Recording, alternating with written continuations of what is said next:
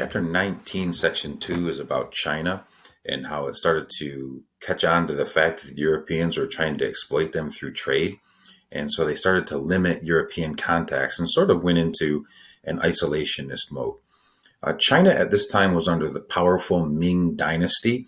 This was actually a new dynasty that ruled China from 1368 all the way to 1644. Ming rulers started to expand, and they would collect tribute from many Asian countries on the outskirts of China. And this led to the rise of the Ming. One of the key leaders of the Ming dynasty was Hong Wu. Hong Wu was actually started off as a peasant's son. He eventually led the army that forced the Mongols out of China. He became the first Ming emperor, and he began agriculture and governmental reforms. His son, Yongle, becomes the next emperor. He moved the royal court to the city of Beijing and established the Forbidden City, which is an excerpt in a big way. Here's some pictures of what the Forbidden City, the portion of Beijing, may look like. It's a little bit of a map there as well. And then some other pictures here, the Dragon Wall, and then the Hall of the Central Harmony. So these are some pictures that you might want to take a look into as you study Chapter 19, Section 2, and some of the moves made by China during this time period. Okay, next we're going to take a look at in 1405, Yongle also launches the first series of voyages of exploration for China. These are the voyages of Zheng He. Zheng He was a Chinese naval admiral, and he led 7 long-distance voyages. This is something I find really interesting. Zheng He's treasure ships were very large. This is in comparison to Columbus's ship, the Santa Maria. This is the Santa Maria, 85 feet. Zheng He's exploration ship was 400 feet in length. That's a major difference. These are huge ships that Zheng He took on many of his voyages. All right, so as he went to these different places, what he would do is he would give the people that he encountered gifts that were made in China to basically show and exacerbate that the Chinese had superiority over some of these other regions.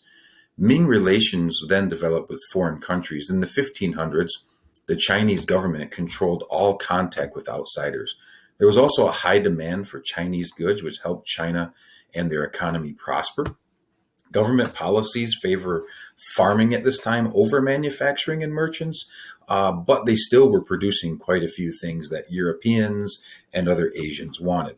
Christian missionaries also started to bring European ideas into China during this time period. And this leads into a new dynasty founded by the Manchus, which is called the Qing Dynasty. The Manchus were people from Manchuria, a little bit to the north of China. The Qing Dynasty was led by Manchu rulers who took control of China around 1644.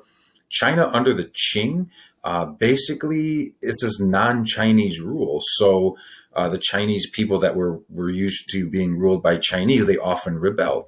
The Manchus later gained acceptance through able leadership and tolerant rule. Some of their best leaders included some of these Manchus from the Manchurian area. And Kangxi was one emperor that stood out. He was ruler from 1661 to 1722.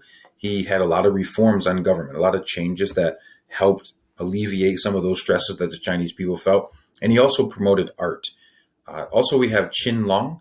This was emperor from 1736 to 1795. He expanded the Chinese empire under the Qing Dynasty.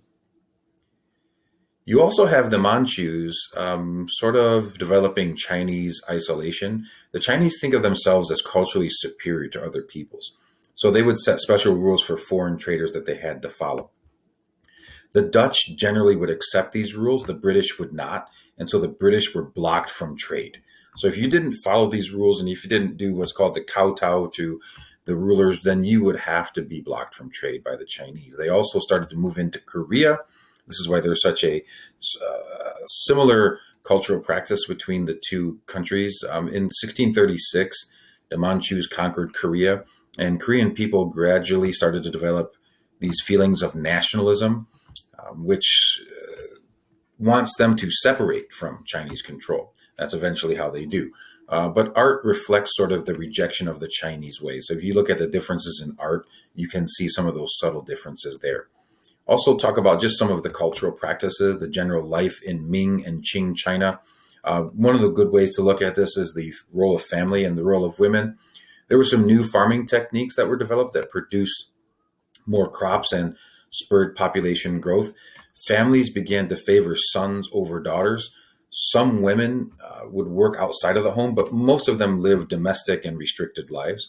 Other cultural developments include literary works, which would reveal societal values. One is called The Dream of the Red Chamber. And then they also had plays about Chinese history, which would help unify the Chinese people under a common shared understanding and shared past.